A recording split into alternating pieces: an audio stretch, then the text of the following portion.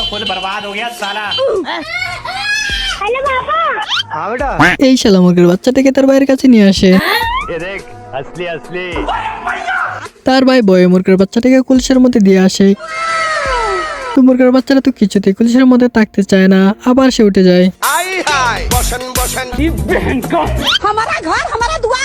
তো কাঠবিড়ালটি দেখায় কিভাবে ডিমের ভিতর গিয়ে বসতে হয়। এদিকে বাতিজি মুরগি কোথা থেকে এসে জানি ডিমের উপর বসে যায়। তো বাতিজা কাঠবিড়ালের ডিমের ভিতর থেকে গরম হয়ে পরে টেলতে থাকে। मंजिल को भुलाकर जिया तो क्या जिया।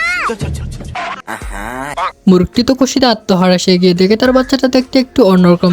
এর জন্য সে একটি কনফিউশনে পড়ে যায় এবং কাঠবিড়ালের বাচ্চাটাকে একটি পোকা খেতে দেয়। কাঠবিড়ালি পোকাটি না খেয়ে তার সাথে গিয়ে ডিল করতে থাকে, আর এটাই আছে মুরগ দেখে নেয়।